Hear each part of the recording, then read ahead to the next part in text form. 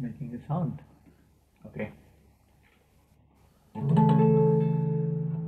Amen. Hallelujah. Praise be to God. Praise be to God. Praise the Lord, everyone. Welcome you all this evening. And as we start this Bible study as well, let's for a few minutes close our eyes in prayer and let's worship the Lord, the God, the Almighty Savior, the one who is and who was and who will be, and the one who is going to come. Let's worship the wonderful Lord. Thank you, Father Jesus God. We praise you. We praise you, Lord. Father Jesus, we praise you, Father Lord, for how great you are. We praise you, Father Lord, for how wonderful you are and how mighty you are, Father Jesus. Father Lord, even this evening as we gathered here together, Lord, we pray, we believe, Father Lord, you are in our midst and you are leading us, Father Jesus God. We thank you and we praise you, Lord. We praise you, we praise you, we praise you. We glorify your name, Father Jesus God, and lift your name high, Father Jesus. We thank you and hallelujah, hallelujah, hallelujah. Thank you, Lord. Thank you, Andare Rajani. Thank you, Lord. Thank you. How great is our God? Sing with me, how great is our God? All will see how great is our God. How great is our God? Sing with me, how great is our God? All will see how great is our God. The splendor of the King, clothed in majesty, let all the earth rejoice, let all the earth rejoice. He wraps himself in light, darkness tries to hide, and trembles at his voice, and trembles at his voice. How great is our God? Sing with me, how great is our God? All will see how great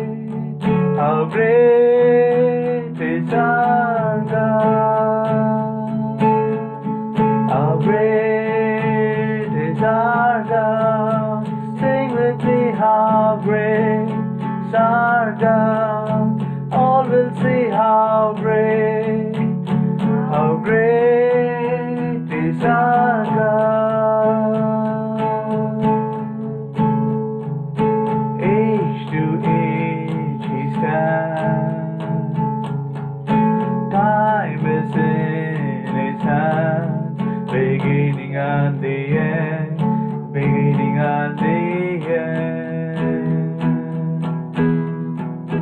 Godhead three in one, Father, Spirit, Son, the Lion and the Lamb, the Lion and the Lamb. How great is our God? Sing with me, how great is our God? All will see how great is our God.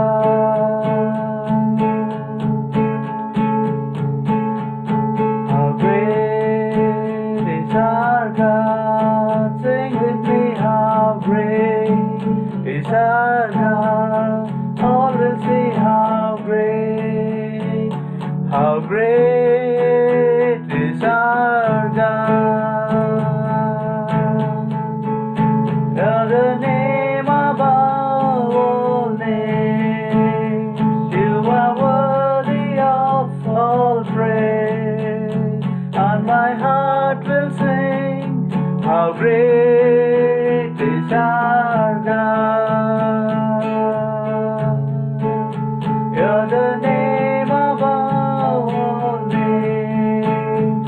You are worthy of all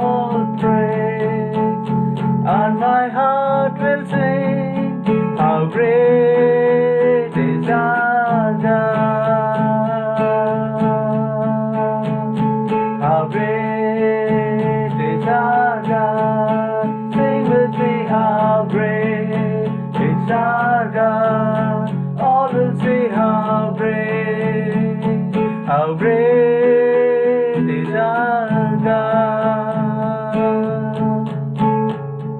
எங்கள் மத்தியில் உலாவிடும் எங்களோடு என்றும் வாசம் செய்யும். எங்கள் மத்தியில் உலாவிடும் எங்களோடு என்றும் வாசம் செய்யும். ஆமென். ஹல்லேலூயா. ஸ்தோத்திரம் ஆண்டவரே ராஜா. நன்றி தகப்பனே, எங்கள் மத்தியில் உலாவிக் கொண்டிருக்கிற தேவனே, உங்களை நாங்கள் ஆராதிக்கிறோம் ராஜா. உங்களை நாங்கள் போற்றுகிறோம் ஆண்டவரே. உங்களை புகழ்கிறோம் ராஜா. We thank you Lord. We thank you. We thank you Father Jesus God for your wonderful guidance ஆண்டவரே. நன்றி தகப்பனே, நன்றி. We praise you Lord. We glorify your name Father Jesus God, and we lift your name high Father Jesus God. We thank you for how great and how wonderful you are in our life Father Jesus God. Even this time ஆண்டவரே, we praise you Father Jesus God for giving this opportunity to come in your presence and to worship, and Father Lord, to meditate in the word Father Jesus God. Help us to understand ஆண்டவரே. Help us to understand the words that we are going to meditate this evening Lord. We praise you and we glorify your name.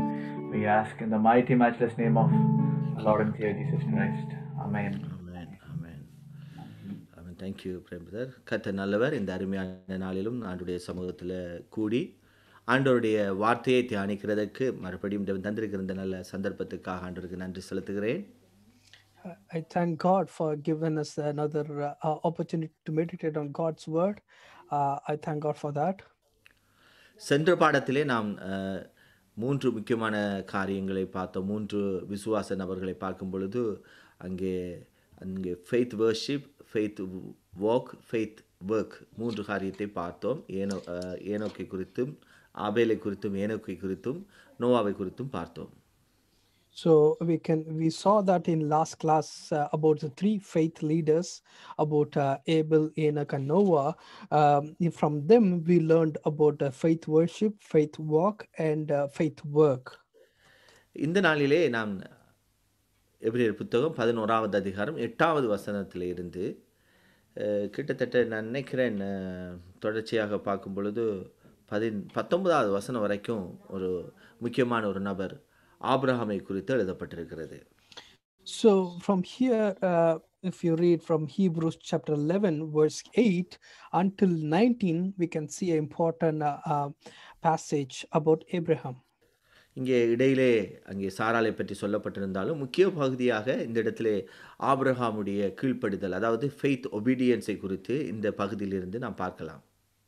So even though it has been given about Sarah as well in the middle of this passage, but from Abraham we can see that we can learn from him about the faith obedience. இந்த விசுவாசத்தினாலே அவன் கீழ்ப்படிந்தான் என்று சொல்லும் பொழுது முக்கியமாக நமக்கு வேதத்திலே சொல்லப்பட்டிருக்கிற மற்ற எல்லா நபர்களை பார்க்கிலும் இங்கே ஆபிரகாம் ஒரு முக்கியமான நபராக வேதத்தில் பல இடங்களிலே நமக்கு ஆபிரகாமுடைய விசுவாசத்தை குறித்து காண்பிக்கப்படுகிறது. Even though he was obedience for God's word, but we can see that many places in the Bible it has been captured about Abraham and his obedience. காரணம் என்னவென்று சொன்னால், நீங்க பார்த்தீங்கன்னு சொன்னால் இவருடைய விசுவாசத்தினுடைய அந்த கீழ்ப்படுதலை ஆண்டவர் கனப்படுத்தும்படியாக இவருடைய சந்ததிகள் இவரை வந்துட்டு தங்களுடைய தகப்பனார், விசுவாசத்துக்கு தகப்பனார் மாத்திரமல்ல, விசுவாசிகளின் தகப்பனார் மாத்திரமல்ல, இஸ்ரவேல் ஜனங்களுக்கு முற்பிதாக்களில் ஒரு முக்கிய ஒரு தகப்பனாக இந்த ஆபிரகாம் இருக்கிறதை அவர்கள் மேன்மையாக கருதி அறிக்கையிட்டதை நாம் வேதத்திலே சுவிசேஷ புத்தகங்களிலும் பார்க்க முடியும். You can see that based on his faith, you can see that God also recognized his faith. Also, he became one of the great, he were called as a generation of Abraham. Also, he was called as a forefathers. He became one of the forefathers in this scripture.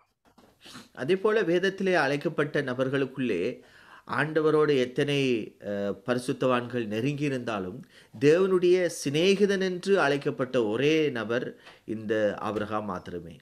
So even though if you see all over the Bible, there are many people who were close to God, but if you see Abraham is the one person who was called as a friend of God. இப்போ மோசே குறித்து தேவன் சொல்லும்போது ஒரு சிநேகிதனோட பேசுவது போல மோசையோடு பேசினார் என்று எழுதப்பட்டிருக்கிறது. ஆனால் ஆபிரகாமை குறித்து தேவன் சொல்லும் பொழுது அவன் என்னுடைய சிநேகிதன் என்று ஆண்டவரே அவனை குறித்து சொல்லுகிறதை பார்க்க முடியும். So when it says about Moses, it says that I speak to Moses face to face. But when it says about Abraham, he says he's my friend. நீங்க ஏசாயா 41:8 யாக்கோபு 2:23 பார்த்தீங்கன்னு சொன்னால் அங்கே அவன் தேவனுடைய சிநேகிதன் என்று அழைக்கப்படுகிறான். If you read from Isaiah chapter 41 verse 8, also in யாக்கோபு 2:23, also in James chapter 2 verse 23, if you find, you can see that he was called as a friend of God.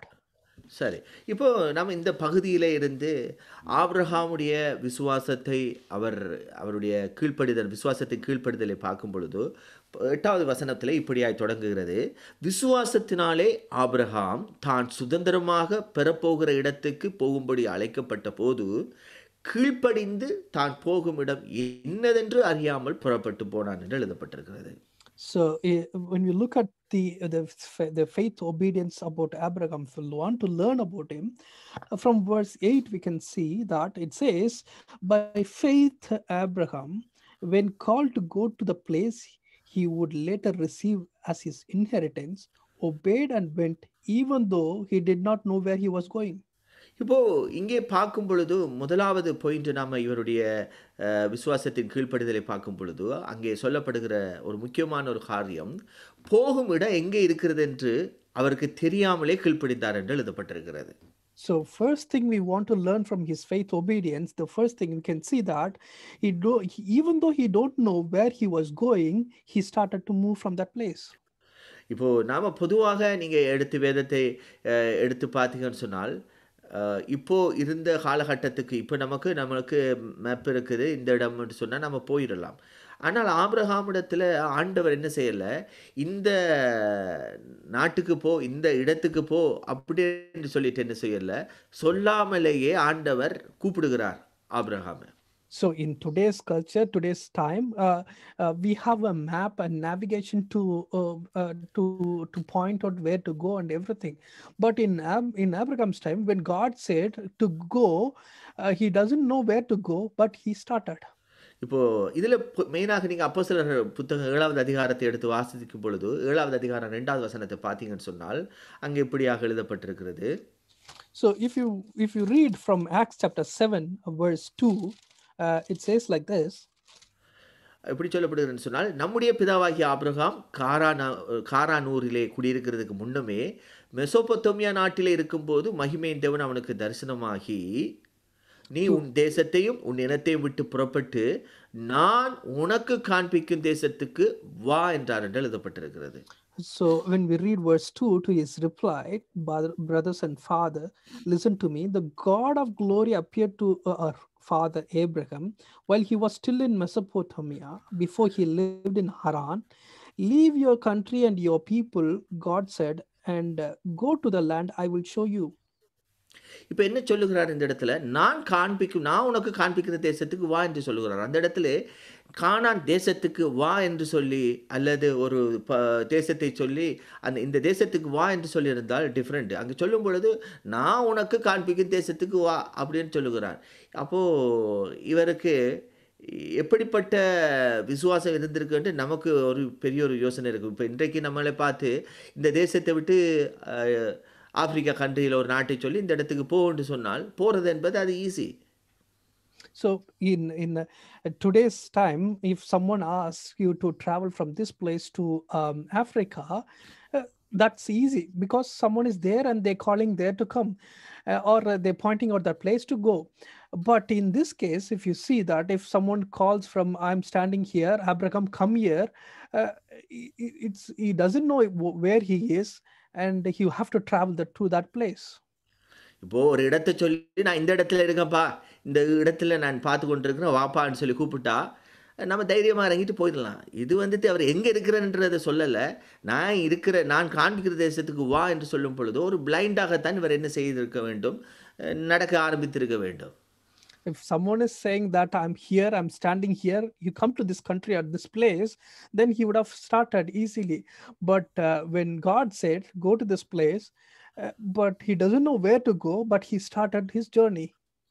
இப்போ ஒரு பக்கத்திலே நீங்க இந்த சம்பவத்தை எடுத்து வாசிக்கும் பொழுது, இங்கே ஆபிரகாமுடைய டிலேய நாம இந்த வசனத்திலே பார்க்க முடியும். So on one face, if you see one perspective, you can see that there is a delay in Abraham. ஆனா இன்னொரு பக்கத்திலே நீங்க பார்த்தீங்கன்னா, அவர் தாமதித்ததுல தப்பு கிடையாதுன்ற மாதிரி தோணும். And another perspective, we can say that he is delayed, but there is a reason behind that. That's not wrong. That's what we say. ஏன்னா இப்போ அவர் வான்னு சொல்லிட்டார். இவர் என்ன செய்கிறார்? போய்க்கொண்டே இருக்கிறார். போன இடத்துல என்ன செய்கிறாரு? அங்கே காரான் ஊர்ல ஆரான் என்று சொல்லப்படுகிற இடத்திலே தங்குகிறார். So he started his journey, and on the mid of this journey, he just stayed in Haran. இப்போ அங்கே காரானில் அங்கே தங்கிட்டு இருக்கும் பொழுதுதான் மறுபடியும் கர்த்தர் அவரிடத்துல பேசுகிறார். So when he was living in Haran, again God spoke to Abraham.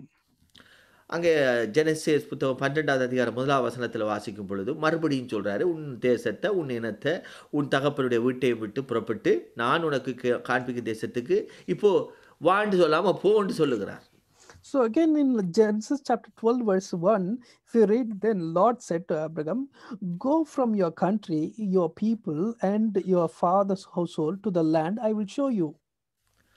இப்போ போன்னு சொல்லும் பொழுதும் இவருக்கு யோசனை இருந்து, வான்னு சொல்றதே ஒரு இடத்தை சொல்லாம வான்னு சொன்னாலே ஒரு கன்ஃபியூஸ். இப்போ நான் காண்பிக்கிற தேசத்துக்கு போன்னு சொன்னா நாமண்டா அந்த இடத்துல கேட்டிருப்போம், முதல் சொல்லுங்க ஆண்டவரே, நீங்கள் நான் எந்த இடத்துக்கு போகணும்னு சொல்கிறீங்களோ நாங்கள் போகிறதுக்கு ரெடி, ஆனால் நீங்கள் போகிற இடத்தை சொல்லுங்கன்னு சொல்லிட்டு நாமண்டா கேட்டிருப்போம். The first confusion is when he say come to this place, he doesn't see anything, but still he came. Now the second point, he says go to this place, go, and he doesn't know where to go.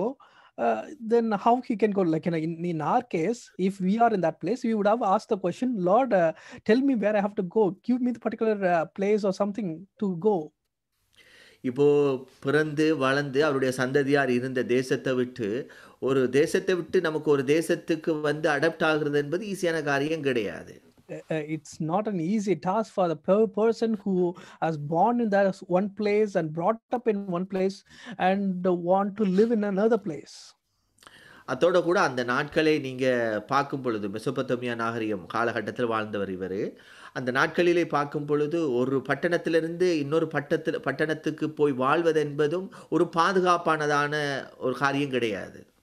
So we can see that he lived in Mesopotamia's culture time. It's not an easy task for them to move or relocate from one place to another location with the safety or with good security.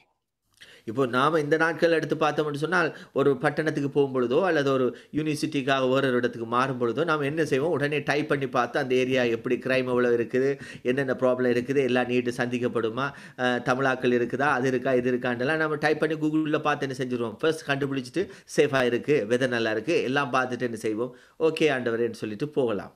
So normally if you want to go for a university to some other country to learn or to study, obviously what we'll do Google search, and we'll find out all the things around that, whether and whether it's safe or how much crime it has, whether the Tamil people are nearby.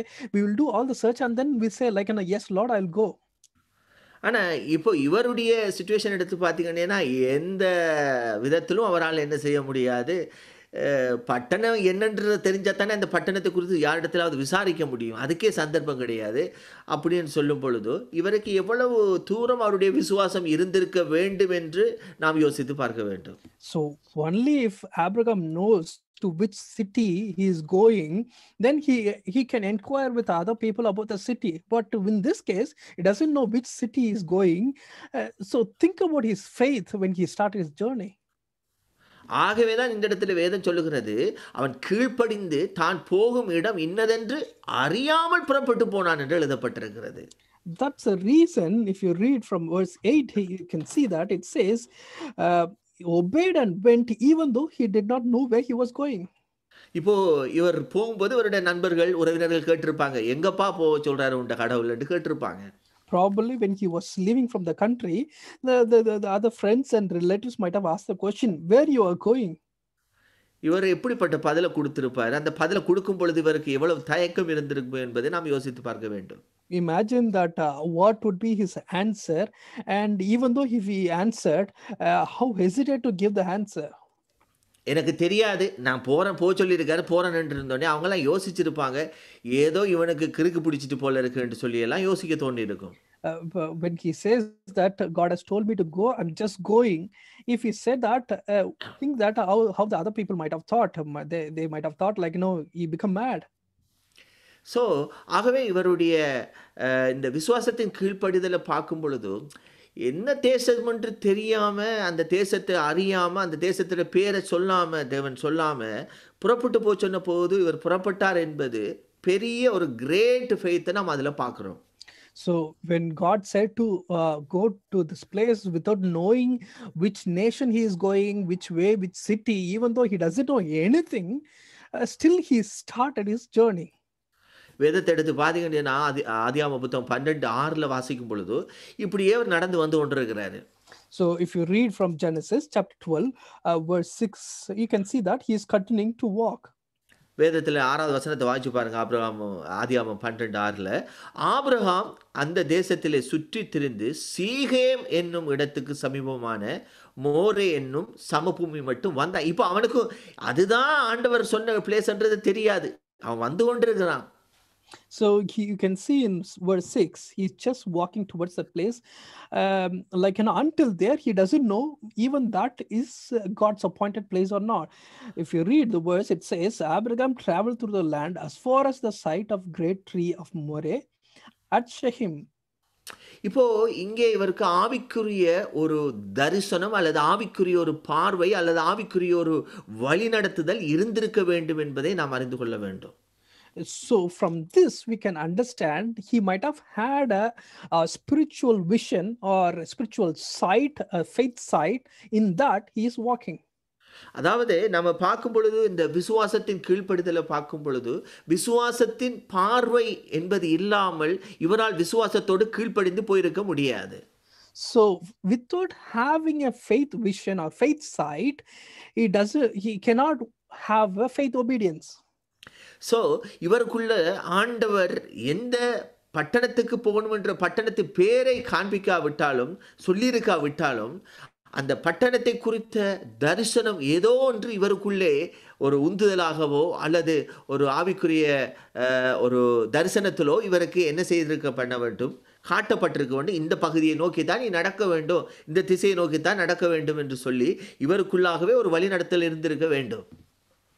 So even though he doesn't know which city or which nation, which city is going, still he might have had a spiritual vision or a spiritual guidance or understanding. Based on that, he led the way.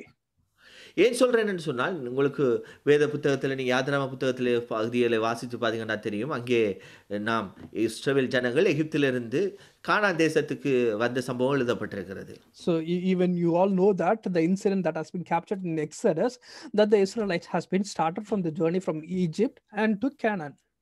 அந்த கானான் தேசத்துக்கு வரும் பொழுது அந்த சீனாய் மலையிலே அவங்க அமர்றாங்க. அந்த சீனாய் மலை அடியோரத்திலிருந்து அவர்கள் நகர்ந்து போகும் பொழுது அங்கே மோசையே தடுமாறுகிறார். அப்போதான் அவர் சொல்லுகிறார், எங்களுக்கு முன்பாக உங்கள் தூதன் அனுப்புறன்னு சொல்லி கர்த்தர் சொன்ன பிறகுதான் அவர் என்ன செய்கிறார், புறப்பட்டு போகிறார். அங்கே மேக ஸ்தம்பம், அக்கினி ஸ்தம்பம் அவங்க பகல்லையும் இரவிலும் அவங்களுக்கு முன்பாக நடத்தினதுனால, அவங்கள கைட் பண்ணினதுனால ஈஸியாக பாதை தவறாமல் தேவனுடைய சித்தத்தின் வழிநடத்தலின்படி நடக்கிறதை நாம் அந்த வேத பகுதியில் பார்க்க முடியும். So we all know that when Moses has been led his way, when he come to the Mount Sinai, after that he was quite a bit of a struggle that Moses faced, and he was asking to God, Lord, you have to lead us, your presence should be there. And then finally the angel, like he said, that the angel will come and lead you. And based on that, he led the way, that the pillar of fire and pillar of cloud were with them, and they led the path. இப்போ நமக்கு இந்த நாட்களில் எடுத்தோம்னா ஒரு Google மேப்போ அல்லது வேஸோ எதையோ ஒன்று போட்டோம்னு சொன்னால் நம்ம போக வேண்டிய சிட்டியை பார்த்துட்டு அதுக்கு நேராக ட்ரக் பண்ணிட்டு போய் கொண்டே இருக்கலாம். ஆனா இந்த ஆபிரகாமுடைய காலகட்டத்திலே பார்க்கும் பொழுது, ஆபிரகாமுக்கு ஒரு தேவதூதன் அவரை வழிநடத்தியதாகவோ, அல்லது நட்சத்திரம் வழிநடத்தியதாகவோ, அல்லது மேகஸ்தம்பமோ, அக்கினி ஸ்தம்பம் அவருக்கு முன் சென்றதாகவோ எந்த அ அடையாளங்களோ, அற்புதங்களும் இல்ல. அப்படிப்பட்ட சூழ்நிலையில் ஒரு விசுவாசத்தோடு எதையும் பார்க்காமல் எந்த காரியங்களும் அங்கே சொல்லப்படல. உந்துதல் கூட சொல்லப்படல. அப்படிப்பட்ட நிலையில் அவர் தேவன் அவருக்கென்று அவருடைய சந்ததிக்கென்று ஆயத்தம் பண்ணி வைத்திருக்கிற அந்த தேசம் வரைக்கும் அவர் நடந்து வந்திருப்பாரென்றால் நிச்சயம் அவருடைய விசுவாசத்தினுடைய அந்த வழி நடத்தலோடு விசுவாச பார்வையும் அவருக்குள் இருந்திருக்கிறது என்பதை அது காண்பிக்கிறது. So we can see that in today's date, if God would have, we would have asked to go to some particular place, we would have got the Google Maps and ways to have a navigation, and we will follow that navigation and we'll reach that place. But when you look at Abraham, he doesn't have anything. He doesn't have a star to lead the way, or a pillar of fire or pillar of cloud to lead the way, or any other or anything that wonders or a miracle. Didn't happen anything. All he started his journey is through faith, and that become it's a great blessing for the generation as well. All he had is that the understanding of God. He started his journey. இப்போ நீங்க தொடர்ச்சியாக அந்த பகுதியிலே ஆதியாகமம் புத்தகம் 12வது அதிகாரம் 7வது வசனத்துக்கு வரும் பொழுது, so when you read continuously in Genesis chapter 12 verse 7, இப்போ ஆதியாகமம் புத்தகம் 12:1 பேசினவர் இவர் கீழ்ப்படிந்து நடக்க ஆரம்பிக்கிறார். தேவன் சொன்ன அந்த பட்டணம் வரைக்கும் அவர் நடந்து என்ன செய்கிறார்? தேவன் அந்த பட்டணத்தை பற்றி சொல்லலை. ஆனால் அவர் மோரே என்ற அந்த சமபூமிக்கு வரும் பொழுது தான் அங்கே அக்காலத்திலே கானானியர் இருக்கிறாங்க. அப்போ 7வது வசனம் சொல்லுகிறது, கர்த்தர் ஆபிரகாமுக்கு தரிசனமாக்கி உன் சந்ததிக்கு இந்த தேசத்தை கொடுப்பேன் என்றார். So you can see that in the verse 1 he started his journey and he is continuing his way until he has reached Shechem. At the time the Canaanites were in the land. Verse 7, the Lord appeared to Abraham and said, to your offspring I will give this land.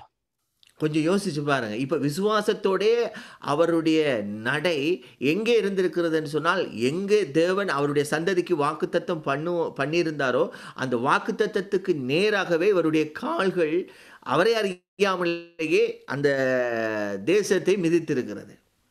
Imagine that he started his journey without his knowledge, without his understanding. His feet walked through that land, and it took him to the place where God has designed or promised for his generation.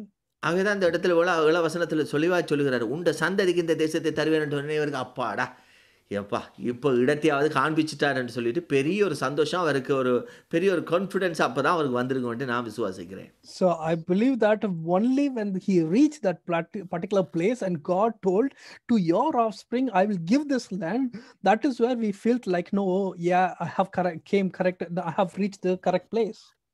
ஆகவே அந்த இடத்திலே நம்ம பார்க்கும் பொழுது என்ன தேசம் என்று அறியாமல் போனான் என்று சொல்லும் பொழுது அதற்கு ஏற்ற விதமான கனமும் ஆண்டவர் ஆபிரகாமுக்கு கொடுத்திருக்கிறதை வேதத்திலே பல பகுதிகளிலே நமக்கு காண்பிக்கிறது.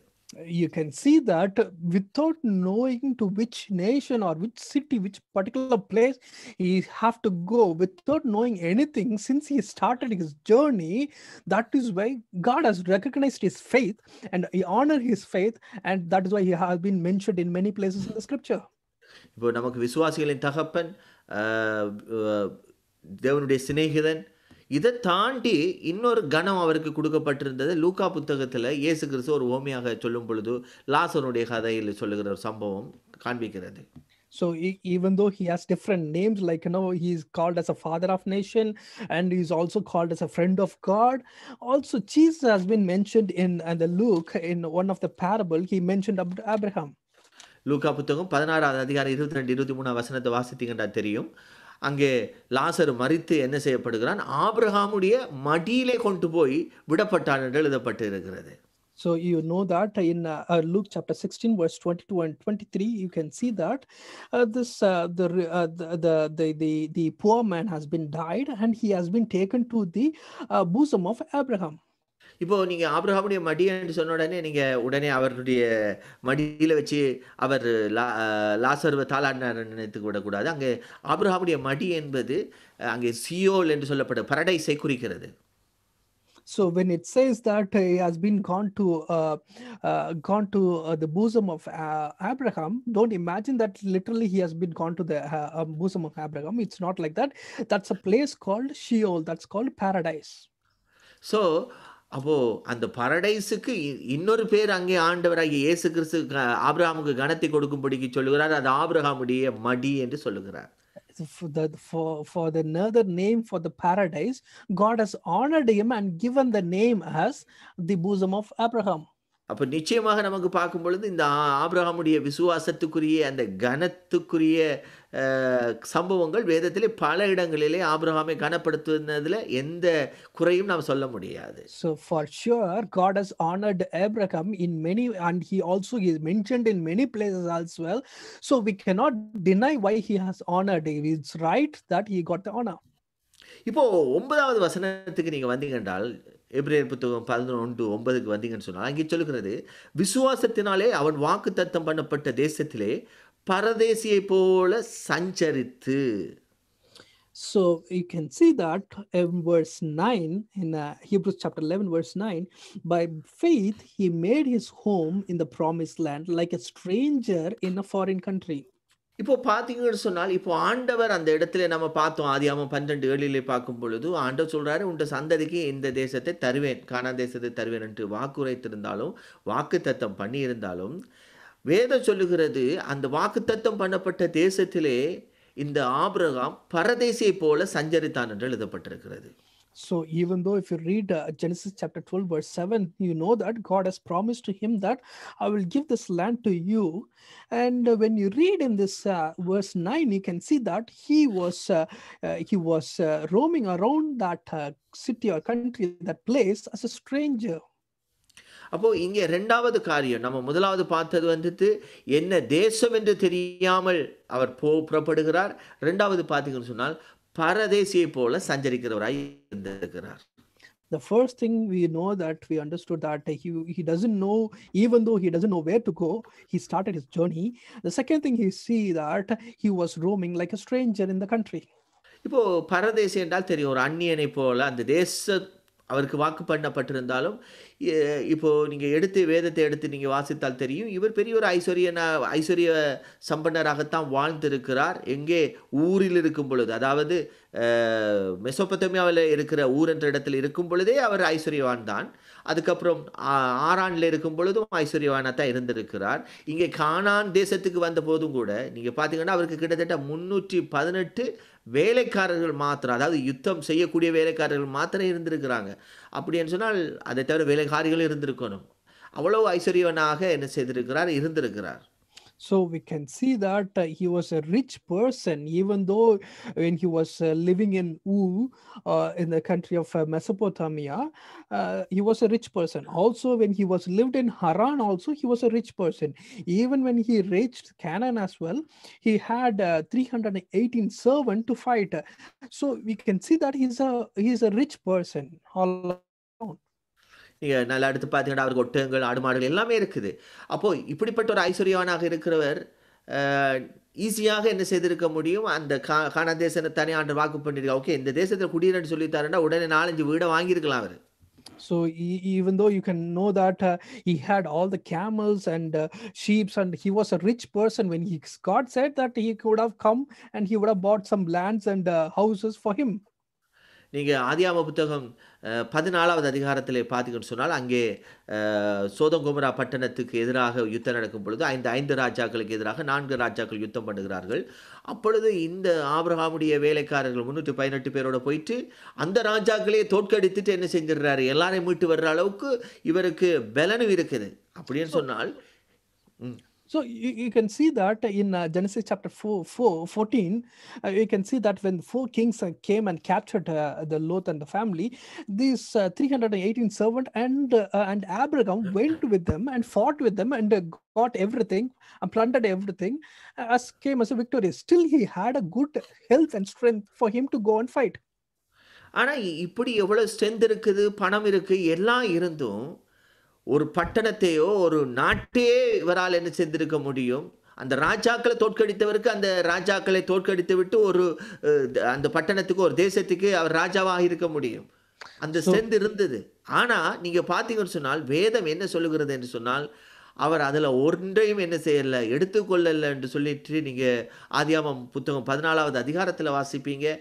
அதே போல் அவருக்கு அவ்வளோ ஸ்ட்ரென்த் இருந்து ஒரு பட்டணத்தை அவர் நினைத்திருந்தால் வாங்கியிருக்க முடியும், கட்டியிருக்க முடியும். அப்படிப்பட்ட கட்டினதாகவோ வாங்கினதாகவோ நமக்கு வேதத்தில் எங்கேயுமே சொல்லப்படவில்லை. So we can see that he had a good strength and good health to fight with the other king.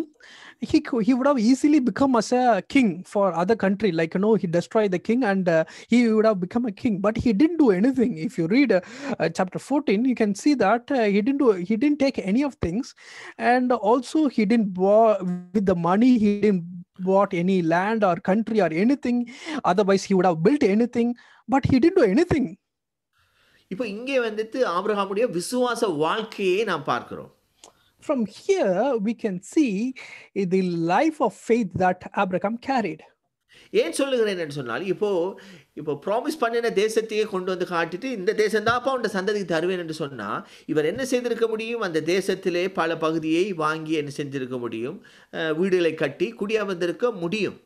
So when God told this is where I'm going to give you as a this is the land I'm going to give you for your generation, immediately what he would have done, he would have taken the lands, bought the lands, and he would have built, and he should have settled. அதை பண்ணுகிறதுக்குரிய திராணி ஆபிரகாமுக்கு இருந்தது. ஆனாலும் இந்த Abraham என்ன செய்யவில்லை? கர்த்தர் சொல்லாத செய்யாத ஒன்றை அவர் செய்ய விரும்பவில்லை.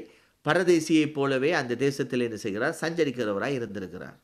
Even though he has everything to do it, ability to do and everything to do it, but he didn't do that. He just lived as a stranger, as God said. தொடர்ந்து பார்க்கும் பொழுது அந்த வாக்குத்தத்தத்துக்கு உடன் சுதந்திரராகிய ஈசாக்கோடும் யாக்கோபோடும் கூடாரங்களிலே குடியிருந்தான் என்று எழுதப்பட்டிருக்கிறது. Also, if you continue from Hebrews chapter 11 verse 9, he lived in tents, as did Isaac and Jacob, who were heirs with him of the same promise. இப்போ இந்த வசனத்தை பார்க்கும் பொழுது அங்கே சொல்லுகிறபடி இப்போ அந்நியனாய் பரதேசியாய் வாழ்ந்தது மாத்திரமல்ல, இவர் இருந்தது ஒரு அஸ்திவாரம் போட்டு ஒரு வீடை கட்டி ஒரு கல்வீடை கட்டி இருந்திருக்கலாம். ஆனால் கூடாரங்களிலே தான் இவர் என்ன செய்திருக்கிறார்? குடியிருந்திருக்கிறார். So even though he lived as a stranger, as a foreigner in a country, he could have built a home or a good place for him, but he didn't do that. But still, he was lived as a stranger there. இந்த கூடாரம் என்பது என்னத்தை காண்பிக்கிறது என்று சொன்னால், ஒரு டெம்பரரியான எப்பவுமே பேர்த்து கொண்டு இன்னொரு இடத்துக்கு போகக்கூடிய நிலையிலே கட்டப்பட்டிருக்கிற ஒரு காரியத்தை தான் நம்ம கூடாரம் என்று சொல்லுகிறோம். அதை பேர்த்துக்கொண்டு இன்னொரு இடத்திலே போயிட்டு என்ன செய்ய முடியும்? மறுபடியும் அந்த கூடாரத்தை போட்டு அமர முடியும். அப்படி என்று சொன்னால் அவருடைய எண்ணத்திலே இருந்தது என்னன்னு சொன்னால், கர்த்தர் சொல்லும் வரைக்கும் நான் டெம்பரரியாகத்தான் இந்த பகுதியிலே நான் என்ன செய்யணும்? குடியிருக்க வேண்டும் என்பதிலே அவர் உறுதியாக இருந்திருக்கிறார். So when he had everything to do it, he can build anything, but still he was lived in a tent. When we look at a tent, what it is it easily shows that it's a movable thing. We can dismantle it and we can put it in somewhere, some other place, and we can replace it. We can build it. So all we can see is he understood that God has told me, still I will be as a temporary person until God command me to do it. இது உண்மையிலே நமக்கு ஒரு ஆச்சரியப்பட வைக்க வேண்டிய ஒரு விஷயம்தான். So this particular thing, it's really wonderful to imagine. என்னன்னு சொன்னா அவருடைய ஃபியூச்சர் எதிர்காலத்தை பற்றி அவர் திங்க் பண்ணவே இல்லை. Because he didn't think about his future life. வாக்குத்தத்தம் பண்ணி இருக்கிறார், தன்னுடைய சந்ததிக்கு தருவேன் என்று சொல்லிட்டாரு, அவ்வளவுதான். அதை மாத்திரம் அவர் நம்பி வாழ்கிறார். அங்கே சொல்லுகிறது ஈசாக்கோடும் யாக்கோபோடும் கூடாரங்களிலே குடியிருந்தார் என்று எழுதப்பட்டிருக்கிறது. So he doesn't know, he didn't believe anything. All he is believing that God has said to me that he will give to my generation, and still he lived intent with Isaac and Jacob. இப்போ நமக்கு வேதத்தை எடுத்து வாசித்து கொண்டால் தெரியும், Abraham மரிக்கும் போது ஆபிரகாமுக்கு 175 வயது. So we all know that when Abraham was about to die, it was like 175 years old he was. ஈசாக்கு 40 வயதுல மேரேஜ் பண்றாரு. ஆனா 60 வயதுல தான் அவருக்கு யாக்கோபும் ஏசாவும் பிறக்கிறார்கள். So we know that when Isaac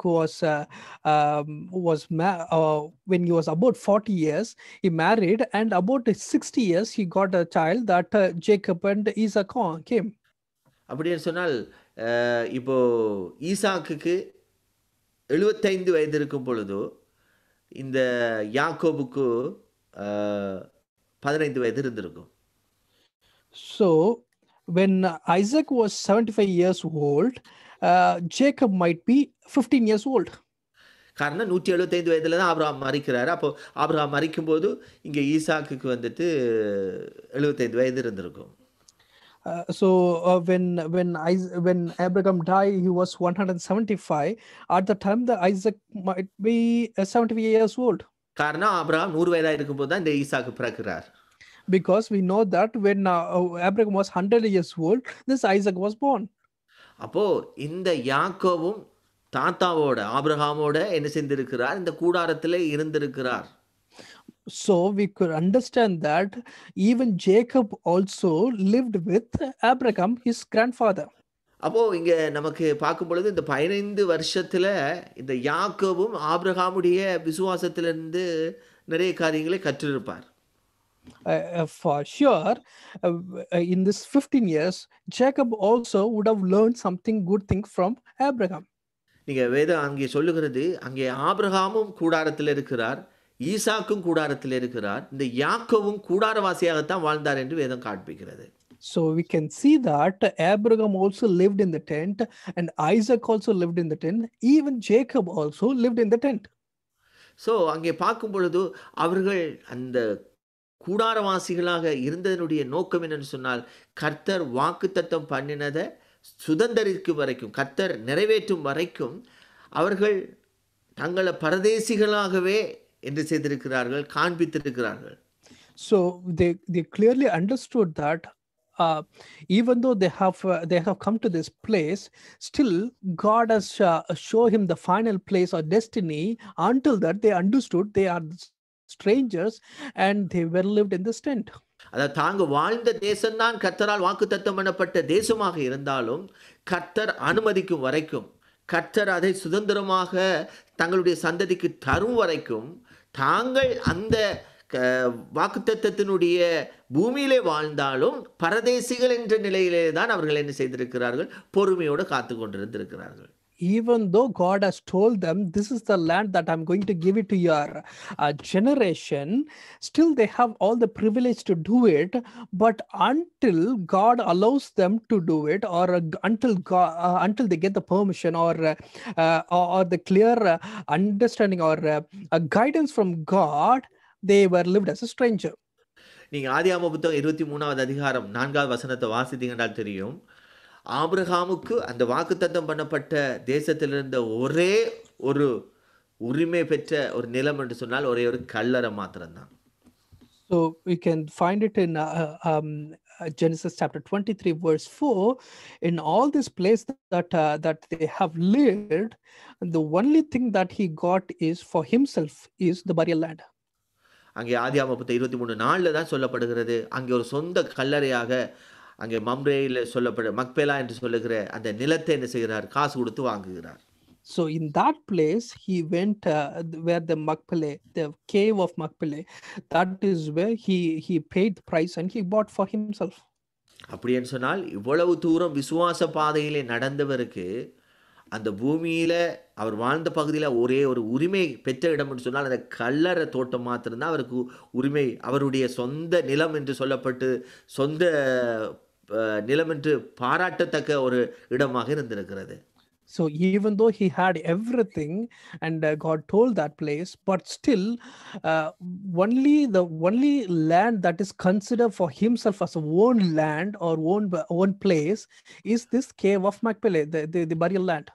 நீங்கள் வேதத்தை எடுத்து பார்த்தீங்கன்னா தெரியும், இங்கே தான் ஈசாக்கும் அடக்கம் பண்ணப்படுகிறார், ஆபிரகாம் அடக்கம் பண்ணப்படுகிறார். யாக்கோவும் எகிப்துக்கு போயிருந்தாலும் எகிப்தில் வைத்து நீங்கள் 49வது அதிகாரம் ஆதியாகமம் 49:50 வாசித்தீங்கன்னா தெரியும், அங்கே அவர் சொல்லுகிறார் இந்த மக்பேலா என்று சொல்லுகிற குகையிலேயே தன்னையும் அடக்கம் பண்ணபடிக்கு யோசேப்பு இடத்திலே கேட்டுக்கொள்கிறதை நாம் பார்க்க முடியும். So Abraham was buried in the same place called the cave of Machpelah, and even Isaac also buried in the same place. Even Jacob, if you consider that, even though he went to that other place, but he says to his son that after he's died, he has to take him to this cave of Machpelah to bury him. இப்போ நீங்க 10வது வசனத்துக்கு வரும் பொழுது ஏன் அவர் பரதேசியாய் அங்கே கூடாரங்களில் குடியிருந்தார் என்பதற்குரிய காரணத்தை சொல்லுகிறார்.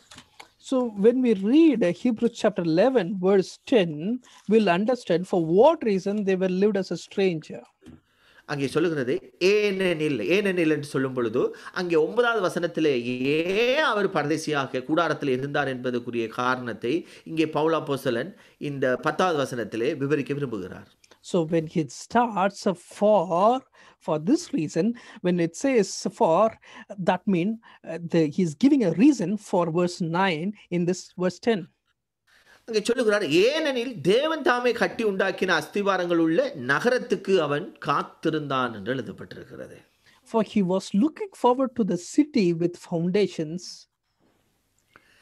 அப்போ இந்த இடத்துல நம்ம வாசிக்கும் பொழுது என்ன சொல்லுகிறார் என்று சொன்னால், இப்போ ஆபிரகாமுக்கு தேவன் கால் மிதித்த அந்த தேசத்தை, கானான் தேசத்தை வாக்கு பண்ணி இருந்தாலும், இந்த ஆபிரகாமுக்கு தேவன் பரம கானானை தேவன் தாமே கட்டி உண்டாக்கின அஸ்திவாரங்கள் உள்ள நகரத்தை ஆவிக்குரிய விதத்திலே ஆண்டவர் என்ன செய்திருக்க வேண்டும்? எப்படி யோவான் அப்போஸ்தலனுக்கு வெளிப்படுத்தலில் பரம எருசலேமை காட்டினது போல இந்த ஆபிரகாமுக்கும் ஆண்டவர் காண்பித்திருக்க வேண்டும். Even though God has promised Abraham to give that the land for his generation, but still when we read the verse, for he is looking forward to the city with foundation, whose architect the builder is God. So we can understand that through some understanding or through vision. Now John the apostle has had a vision about the New Jerusalem. Same way, this Abraham might also got some vision about God and the place in the heaven.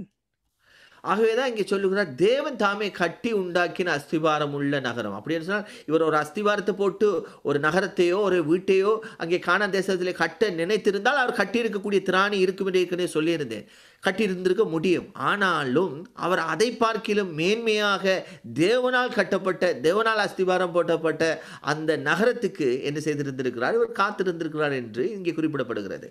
So when verse 10, for he was looking forward to the city with foundation, whose architect and builder is God.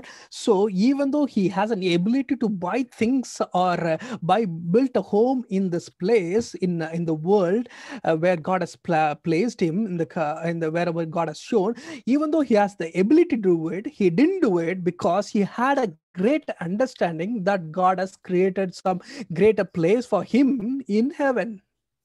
இப்போ நமக்கு யோவான் 14 இயேசு கிறிஸ்து சொல்லும்போது சொல்லியிருந்தார், நான் போயிட்டு உங்களுக்கு ஒரு ஸ்தலத்தை ஆயத்தம் பண்ண போகிறேன். We all know that in John chapter 14, God has said that Jesus said that I'm going there and to prepare a mansion for you all. Even நீங்கள் எபிரேயர் புத்தகம் 13-14வது வசனத்தை வாசித்தோம் என்று சொன்னால் அங்கே சொல்லுகிறது நிலையான நகரம், அதாவது நிலையான ஒரு சிட்டி நமக்கு இந்த பூமியில் கிடையாது, வரப்போகிறதையே நம்ம நாடுகிறோம் என்று சொல்லி பவுல் அப்போஸ்தலன் மறுபடியும் சொல்லுகிறார். So also we can see that in Hebrews chapter 13 verse 14, for we do not have an enduring city, but we are looking for the city that is to come. அதே போல் 2 கொரிந்தியர் 5:1 வாசிக்கும் பொழுது கூட அங்கே சொல்லுகிறது, பூமிக்குரிய கூடாரமாகிய இந்த நம்முடைய வீடு அழிந்து போனாலும் தேவனால் கட்டப்பட்ட கைவேலை இல்லாத நித்திய வீடு பரலோகத்தில் நமக்கு உண்டென்று அறிந்திருக்கிறோம் என்று எழுதியிருக்கிறார். Also, if you read 2 Corinthians chapter 5 verse 1, for we know that if the earthly tent we lived is in destroy, we have a building from God, an eternal house in heaven, not built by human hands. அதாவது இது பழைய ஏற்பாட்டு பரிசுத்தவானாக இருந்த ஆபிரகாமுக்குள்ளும் இப்படிப்பட்ட ஒரு விசுவாசம், பரலோகத்திலே தனக்காக தேவனால் அஸ்திவாரம் போடப்பட்ட வீடு கட்டப்பட்டிருக்கிறதாக, பரலோகத்திலே அவருக்கு குடியிருப்பு இருக்கிறதாக அவர் என்ன செய்திருக்க வேண்டும்? பரம தரிசனத்தை பார்த்திருக்க வேண்டும். So even though he is an Old Testament faith leader, the Abraham, he also had, as these people had this vision or understanding about heaven, Abraham also had such kind of understanding that God is a builder who has built a mansion for him in heaven. ஆகவேதான் இந்த ஆபிரகாமுடைய விசுவாசம் தன்னுடைய மகனான ஈசாக்குக்குள் மாத்திரமல்ல, யாக்கோபு பேரனுக்குள்ள மாத்திரமல்ல, அது யோசேப்பு வரைக்கும் அந்த விசுவாசம் என்பது அவங்களுக்குள்ளே நிலைத்திருக்கிறதை நாம் என்ன செய்கிறோம்? வேதத்திலே பார்க்கிறோம். So we can understand that because of that, you can see that the faith had been passed from Abraham to his descendant. You can see from Jacob until Joseph. You can see that the faith has been transferred to every generation. ஆமென். அவருடைய சந்ததியை அது தொடர்கிறதை பார்க்கிறோம். ஆபிரகாமுக்குள்ள இருந்த விசுவாசம். Also we can see that the same faith has been transformed to one generation after one generation continuously. ஆகவே இங்கே நம்ம பார்க்கும் பொழுது இந்த ஆபிரகாமுடைய ஒரு விசுவாசத்தை பார்க்கும் பொழுது அது பெரிய ஒரு கனம் பெற்றதாக காணப்படுகிறது. So that is where we can see that when we think about Abraham's faith, it's a honorable faith. இப்போ 11வது அதிகாரம் 11வது 12வது வசனத்தில் வரும் பொழுது சாராளை குறித்து எழுதப்பட்டிருக்கிறது. And again in Hebrews chapter 11 verse 11 and 12 when we read, it says about Sarah. சொல்லுகிறது பாருங்க, விசுவாசத்தினாலே சாராளும் வாக்குத்தத்தம் பண்ணினவர் உண்மை உள்ளவர் என்று எண்ணி கற்பந்தரித்து பெலனடைந்து வயது சென்றவளாயிருந்து பிள்ளை பெற்றாள். And verse 11, and by faith even Sarah, who was past childbearing age, was enabled to bear children because she considered him faithful who has made the promise. இப்போ நீங்க இந்த வசனத்தை வாசிக்கும் பொழுது நாம் இந்த இடத்திலே சாராளுடைய விசுவாசத்தை நாம பாராட்ட வேண்டும் ஆபிரகாமை பார்க்கிறோம். So when we look at this verse, we have to appreciate Sarah's faith also when we compare with Abraham. காரணம் என்னன்னு சொன்னால், நீங்க வேதத்தை எடுத்து பார்த்தீங்கன்னு சொன்னால் அங்கே ஆபிரகாமோடு தேவன் பேசினார் என்று எழுதப்பட்டிருக்கிறது. The reason behind is why I'm saying that is we know that God has spoken to Abraham. அதாவது ஆபிரகாமுக்கும் ஒரு அந்யோன்யம், ஒரு தொடர்பு இருந்திருக்கிறதை வேதம் நமக்கு காண்பிக்கிறது. So Bible shows that between Abraham and God, they had a good fellowship between both of them. Even அடிமை பெண்ணாக வந்த அந்த ஆகாரோட கூட கர்த்தர் பேசியிருக்கிறார் நேரடியா. The maid servant, the Hagar, even to her, God has spoken to her. ஆனா இந்த வேத புத்தகத்தை நீங்க எடுத்து பார்த்தீங்கன்னு சொன்னால் நேரடியாக இந்த சாராளோடு தேவன் பேசியதாக நீங்க எங்கேயும் பார்க்க முடியாது, அல்லது இவள் தேவனோடு ஒரு தனிப்பட்ட ஒரு ஐக்கியம் வைத்திருந்ததாக வேதத்தில் நமக்கு எங்கேயும் காட்டப்படவில்லை. Also you can't find anywhere that Sarah had a good fellowship with God or God has spoken to Sarah. Such kind of thing you can't find anywhere. அப்படிப்பட்ட ஒரு ஸ்திரீனுடைய வாழ்க்கையில இங்கே வேதம் சொல்லுகிறது, அவள் ஒரு ஒரு வீராங்கனையாக இந்த வீரர் பட்டியலிலே இடம் பெற்றிருக்கிறாள் என்று சொல்லும் பொழுது உண்மையிலே இந்த ஸ்திரீ அந்த சாராள் பெரிய ஒரு கனத்துக்குரியவளாகவே நான் பார்க்க வேண்டும். So in that case, if you see that this Sarah also listed in the faith leaders list, then we should appreciate her faith. காரணம் நீங்க ஆதியாகமம் புத்தகம் 11வது அதிகாரம் 30வது வசனத்தில் சொல்லும் பொழுது சாராளுக்கு முதலாவது அவளை குறித்து அடையாளப்படுத்தும் பொழுது அவள் பிள்ளை இல்லை மலடியா இருந்தாள் என்று எழுதப்பட்டிருக்கிறது. So when we read Genesis chapter 11 verse 30, the first thing when Sarah was introduced, it was they introduced as a childless mother, Sarah. அதே போல நீங்க ஆதியாகமம் புத்தகம் 18வது அதிகாரம் 11வது வசனத்தை எடுத்து பார்த்தீங்கன்னு சொன்னால் அங்கே சொல்லுகிறது, ஆபிரகாமும் சாராளும் வயது சென்று முதிர்ந்தவர்களாய் இருந்தார்கள். அதிலே இன்னும் ஸ்பெஷலாக சாராளை குறித்து அங்கே எப்படி எழுதப்பட்டிருக்கிறதுன்னு சொன்னால் ஸ்திரீகளுக்குள்ள வழிபாடு சாராளுக்கு நின்று போயிட்டு எழுதப்பட்டிருக்கிறது. And also if you read Genesis chapter 18 verse 11, you can see that it says Abraham and Sarah were already very old, and also specifically it says about Sarah, it says Sarah was past the age of childbearing. அப்போ இதில் என்னத்தை நான் உங்களுக்கு காண்பிக்க விரும்புகிறேன்னு சொன்னால், இப்போ இங்கே Abraham வயது முதிர்ந்தவன் என்று சொல்லப்பட்டிருந்தாலும் அங்கே ஆபிரகாம் பிள்ளை பெற்றெடுப்பதற்குரிய தகுதி ஆண்மையை இழந்தவனாக வேதத்தில் என்ன செய்யப்படவில்லை, நமக்கு காட்டப்படவில்லை என்று சொன்னால் அதுக்கப்புறம் நமக்கு தெரியும் ஆகார் மூலமாக பிள்ளை பெற்றுக்கொள்கிறான். ஈவன் கேத்தூரால் மூலமாகவும் அவனுக்கு பிள்ளைகள் பிறக்கிறதை ஆதியாகம புத்தகம் 24வது அதிகாரம் 1வது 2வது வசனத்திலே வாசிக்க முடியும். So we know that you can't find anywhere that Abraham was, even though he was old, still he had the ability to give a child, because through Hagar he got a child. As when Keturah he got a child, so he had an ability to give a child. ஆனா இந்த சாராளுடைய வாழ்க்கை எடுத்து நம்ம தனியாக எடுத்து பார்த்தோம் என்று சொன்னால், சாராளுடைய வாழ்க்கையில் முதலாவது காரியமே அந்த ஸ்திரீகளுக்குள்ள வழிபாடு நின்று போயிட்டு என்று சொல்லும் பொழுது, அவள் ஃப்ளஷ்லி இனி என்ன செய்ய முடியாது, மாம்சத்தின்படி அவள் பிள்ளை பெற்றுக்கொள்ளக்கூடிய தகுதி என்றதை அவள் என்ன செய்து விட்டாள், சரீரப்பிரகாரமாக இழந்து விட்டாள். So when the verse 11 it says Sarah has passed the age of childbearing, what it means is she doesn't have the capability to bear the child anymore. அடுத்தது இன்னொரு முக்கியமான காரியம் என்னவென்று சொன்னால், and the other important things if you want to highlight, இப்போ நீங்க ஆதியாகம புத்தகம் 18வது அதிகாரம் 10வது வசனத்துல பாத்தீங்கன்னு சொன்னால், இந்த சாராள் கூடாரத்துக்குள்ள ஒளிச்சிட்டு இருக்கிறா. If you read again in Genesis chapter 18 verse 10, this Sarah was inside the tent. இப்போ ஆண்டவர் ஆபிரகாமிடத்துல பேசுகிறார். Now God spoke to Abraham in this place. இப்போ ஆபிரகாம்கிட்ட தான் ஆண்டவர் சொல்றாரு, உனக்கு நான் என்ன செய்வேன், திரும்ப வருவேன், உன்னுடைய மனைவியாகிய சாராளுக்கு ஒரு குமாரன் இருப்பாள் என்று சொல்லுகிறார். That's where he says, when he speaks to Abraham, he says that when I come next year at the same time, the Sarah will bear a child. இப்போ இந்த சம்பவத்தை பார்க்கும் பொழுது தேவன் ஆபிரகாமோட தான் நேரடியாக பேசுகிறார். So from this incident we understand that God spoke to Abraham directly to Abraham, to himself alone. ஆனா இந்த சாராள் என்ன செய்கிறாள் சொன்னால், கூடார மறைவில் நின்று கொண்டு ஆபிரகாமிடத்திலே தேவன் பேசுகிறதை கேட்டுக்கொண்டிருக்கிறாள். But this Sarah, she was hiding beside the tent and she was listening to what God has said to Abraham. நான் இதில் என்னத்தை நான் உங்களுக்கு காண்பிக்க விரும்புகிறேன்னு சொன்னால், இப்போ நேரடியாக உங்களை பார்த்து உங்களுக்கு ஆண்டவர் அற்புதம் செய்வது என்று சொல்வதற்கும், இன்னொருவர் மூலமாக இன்னொரு இடத்துல சொல்வதை நீங்கள் உங்கள் காதுகளிலே கேட்டு அதன் மேல் விசுவாசம் வைக்கிறதற்கும் நிறைய வித்தியாசம் இருக்கும். So what I'm trying to say is there is a great difference between someone said to you directly that he is going to give it to you, instead of saying to someone else and by that you hearing things. There is a two different things, and based on that the faith you believe on that thing.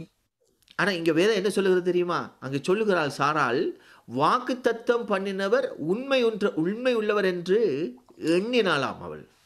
So but the words, if you see, it says that she believed that he is faithful. In verse chapter 11 verse 11, Hebrews chapter 11 verse 11, she considered him as faithful who was promised. அது ஒரு ஆச்சரியப்படத்தக்க ஒரு காரியம். So when we think about that, it's amazing thing to meditate. ஏன் சொல்லுகிறேன் என்று சொன்னால், இப்போ வாக்குத்தத்தம் பண்ணினவர் உண்மையுள்ளவர் என்று எண்ணுவதற்கு அதற்கு முன்பாக ஆண்டவர் அற்புதங்களை செய்ததையோ அல்லது வாக்குத்தத்தம் பண்ணி நிறைவேறிய சம்பவம் ஏதாவது நடந்திருந்தால் அதை விசுவாசிப்பது easy.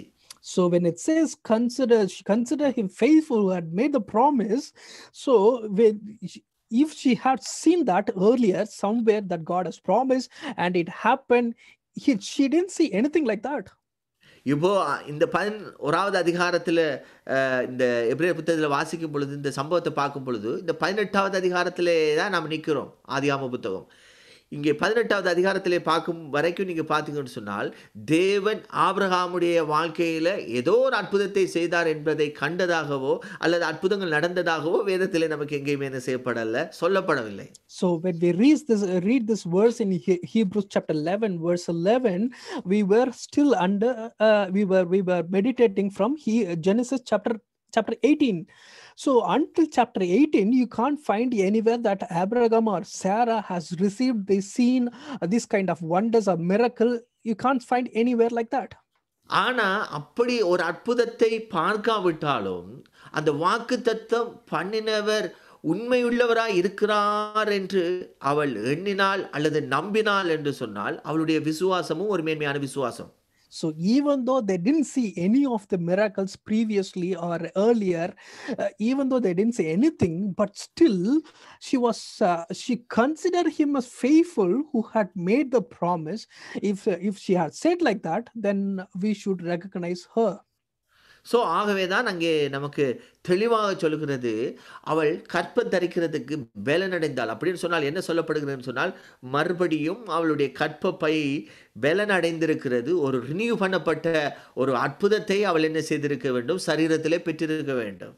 So when the verse says that she was enabled to bear the children, when it says she was enabled, that means probably she might have got the strength in her womb to bear a child. தொடர்ச்சியாக 12ஆம் வசனத்துக்கு வந்தோம் என்று சொன்னால் அங்கே சொல்லுகிறது, ஆனபடியினால் சரீரம் செத்தவன் என்று எண்ணத்தகும் ஒருவனாலே. இப்போ இவளுக்கும் வயசு போயிட்டு அங்கே ஆபிரகாமும் தாத்தாவாயிட்டாரு. அப்போ அங்கே சொல்லுகிறது சரீரம் செத்தவன் என்று எண்ணத்தகும் ஒருவன் என்று சொல்லும் பொழுது அந்த நாட்களிலே வாழ்ந்தவர்கள் சொல்லியிருப்பாங்க, ஆபிரகாம் பார்த்து ஒரு தாத்தான்னு தான் கூப்பிட்டு இருக்கணும். ஆகவே தான் அந்த இடத்துல சரீரம் செத்தவன் என்று எண்ணத்தகும் ஒருவனாலே என்று சொல்லப்படுகிறது. So when it says, and so from this one man he has a good as dead, when it says that dead, that is the fleshly, they said they are not ready for anything, or they don't have anything in fleshly, or they don't have any strength or capability to bear child. தொடர்ச்சியாக பார்க்கும் பொழுது வானத்தில் உள்ள பெருக்கமான நட்சத்திரங்களைப் போலவும் கடற்கரையில் உள்ள எண்ணிறந்த மணலைப் போலவும் மிகுந்த ஜனங்கள் பிறந்தார்கள் என்று வாசிக்கிறோம். And if you read continuously, it says came descendant as numerous as the stars in the sky and as countless as the sand on the seashore. இந்த ரெண்டு வசனம் தான் இந்த இடத்துல சாராளுக்கு கொடுக்கப்பட்டிருக்கிறது. And these are the two verses that has been given for Sarah in this chapter. இந்த ரெண்டு வசனம் சாராளுக்கு கொடுக்கப்பட்டாலும் இந்த சாராளுடைய விசுவாசத்தின் மேன்மை இங்கே நாம் பார்க்கிறோம். Even though it has been mentioned in only in two verses, we can see that the faith of the greatness of the faith that Sarah had, we can see from this place. என்று சொன்னால் ஆண்களை பார்க்கிலும் பெண்களுக்குத்தான் அதிகமாக இந்த பிள்ளை என்ற காரியத்தில் வரும் பொழுது பெரிய ஒரு போராட்டத்தை இந்த சாரால் சந்தித்திருந்திருப்பாள். Probably when we rather considering the male and female, the female is the one, the Sarah is the one might have gone through many kind of painful situation.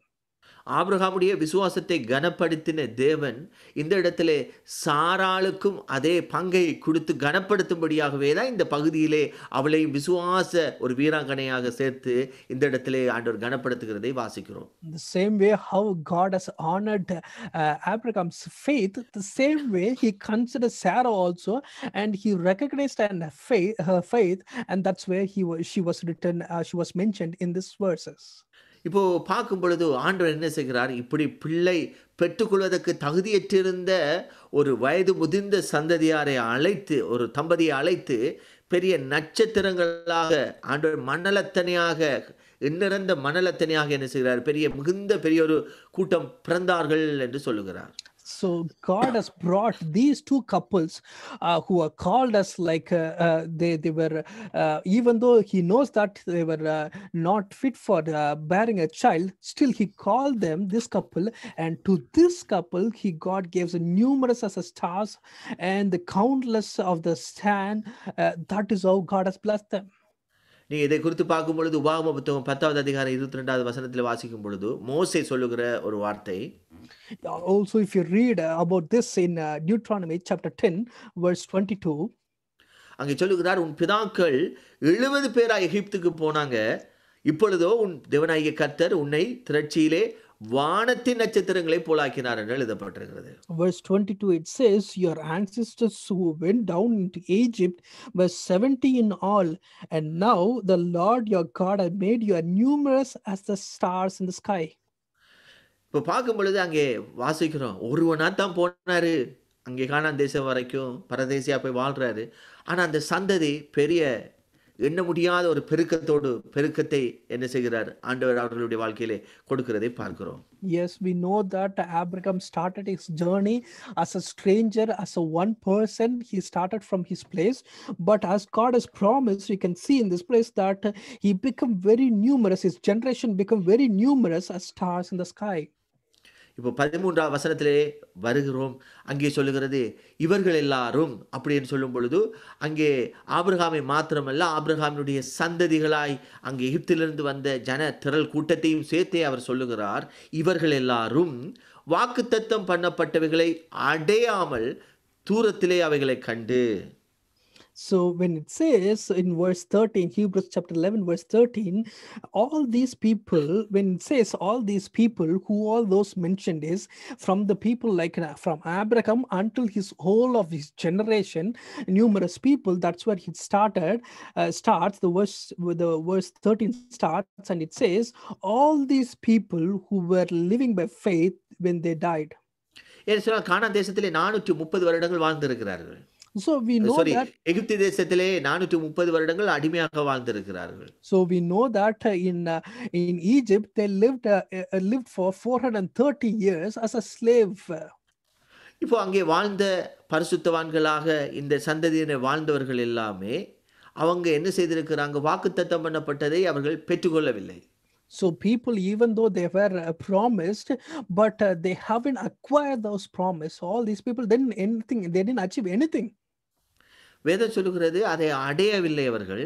The Bible says they didn't receive any of the promise. ஆனா அவங்க தூரத்திலே அவைகளை கண்டார்கள் என்று எழுதப்பட்டிருக்கிறது. And they only saw them welcoming from the far place. அதாவது இந்த விசுவாசத்தின் பார்வை எப்படி இருக்குன்னு சொன்னால் தூரத்தில் இருக்கிறதையும் பக்கத்திலே அணைத்து பார்க்கிற ஒரு பார்வை இருக்கிறது. If you see the eyes of the faith, then you can say that whatever is in far place, you can bring that in your front of your eyes. You can see in front of you. ஆகவே தான் அங்கே சொல்லுகிறது தூரத்திலே அவைகளை கண்டு நம்பி அதை அணைத்து கொண்டு என்று சொல்லுகிறார்கள். That's where it says, so they saw them and they welcomed them from the distance. So அதை அணைத்து கொண்டு என்று சொல்லும் பொழுது எங்கேயோ தூரத்தில் இருக்கிற அந்த வாக்குத்தத்தம் பண்ணப்பட்ட தேசத்தை அவர்கள் தங்களோடு அணைத்து கொண்டவர்களாக இந்த பூமியிலே அந்நியரும் பரதேசிகளும் என்று அறிக்கையிட்டு விசுவாசத்தோடு மரித்தார்கள் என்று சொல்லுகிறார்.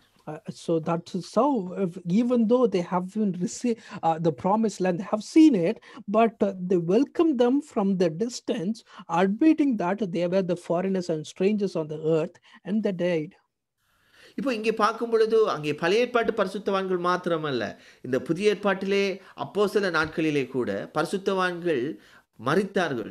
அவர்களும் நீங்க பார்க்கும் பொழுது இதே மாதிரி தான் விசுவாசத்தோடு என்ன செய்திருக்கிறார்கள், எங்களுடைய குடியிருப்பு இங்கே பூமிக்குரியதல்ல, பரலோகத்திலே தான் எங்களுடைய குடியிருப்பு என்று சொல்லி என்ன செய்திருக்கிறார்கள், கர்த்தருக்காக ஜீவனை விட்டிருக்கிறார்கள். So even it's not only the Old Testament saints, even the New Testament saints, the apostles also, they also lived the same way. They said, this is not my permanent home, my home is in heaven. That is where they had the faith and they died.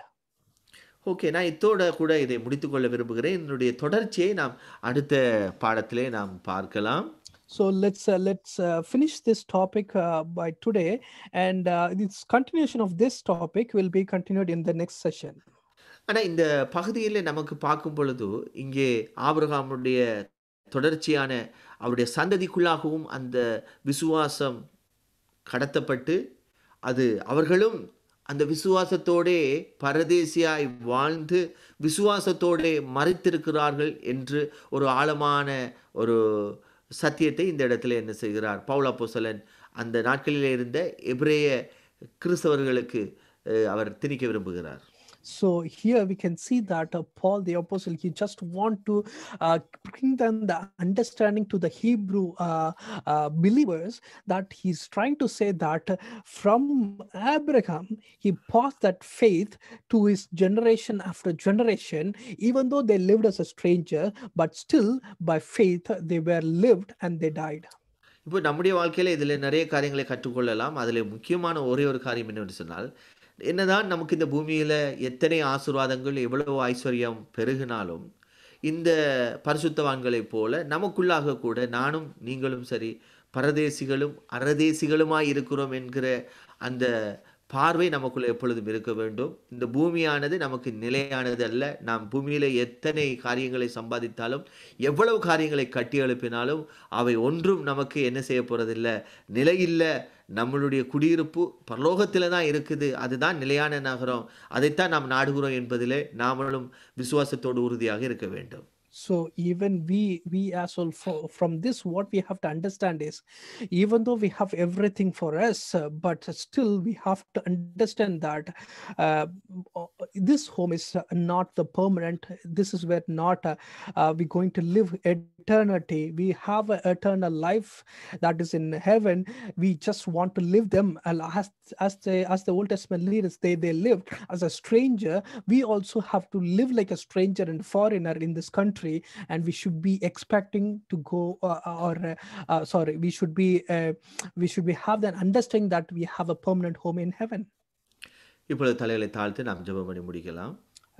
Let us bow down and let us pray now. பிதாவே, இந்த வேளைக்காக நாங்கள் உமக்கு நன்றி செலுத்துகிறோம். Father God, we give thanks for this wonderful time, Lord. ஆபிரகாமுடைய வாழ்க்கையிலிருந்து விசுவாசத்தின் கீழ்ப்படிதல் மூலமாகவும், சாராளுடைய வாழ்க்கையிலிருந்து கர்த்தாவே கற்றுக்கொள்கிற அந்த விசுவாசத்தின் மேன்மையை பார்த்து நாங்கள் உம்மை மகிமைப்படுத்துகிறோம். Lord, from this whatever we have seen so far, Father God, from the life of Abraham, we understood the faith, obedience, and from Sarah also we understand that how faithful she was, Father God. Lord, we could thanks for helping us to understand those truths, Lord. அவர்களுக்குள்ளிருந்த அதே விசுவாசத்தை ஆண்டவரே எங்களுக்குள்ளே வைத்திருக்கிறீர். தொடர்ச்சியாக நாங்களும் உமக்காக வைராக்கியமாக விசுவாசத்தோடு கீழ்ப்படிந்து எல்லா விதத்திலும் ஆண்டவரே நாங்கள் காணாமல் ஆண்டவரே உண்மை விசுவாசிக்கிறோம். தொடர்ச்சியாக நீங்கள் சொல்லுகிற ஒவ்வொரு காரியத்திலும் உண்மையாக கீழ்ப்படுகிற அந்த இருதயத்தை நீர் எங்களுக்கு தருவீராக. பொறுமையோடு விசுவாசத்தோடு காத்திருக்க எங்களுக்கு பலத்தை தர வேண்டும் என்று ஜெபிக்கிறேன். Lord, we also, Lord, in the same way, let us also carry that faith, Father God. Let us also live a zealous life for you, Father God. Let us be patient and hold on to our faith in all the ways, Father God. என்னோடு சேர்ந்து இந்த இடத்திலும் ஆண்டவர் இந்த வார்த்தையை கேட்டு தியானித்து ஒவ்வொருவருக்குள்ளாக அந்த விசுவாசம் வர்த்திக்க பண்ணப்படட்டும் என்று வேண்டுகிறேன். ஆபிரகாமுக்குள்ள இருந்த அதே விசுவாசத்தை உமது பிள்ளைகளாகிய எங்கள் அனைவருக்குள்ளும் தந்து நீர் ஆசீர்வதிக்கும்படிக்கு வேண்டுகிறேன். Lord, people who are listening along with me, Father God, Lord, I pray, Lord God, let their faith increase. Lord, I pray, Lord, the same kind of faith that you have given to Abraham, Father God, let it also spread across everyone, Father God. உங்க பரிசுத்தமுள்ள கரத்திலங்களை தாழ்த்துகிறோம், ஒப்பு கொடுக்கிறோம். In your holy hand, we completely be surrendered, we submit, Father God. இயேசுவின் நாமத்தில் ஜெபிக்கிறோம் நல்ல பிதாவே. In Jesus' name we pray. Amen. Amen. Thank you. God bless you. Thank you, Pastor.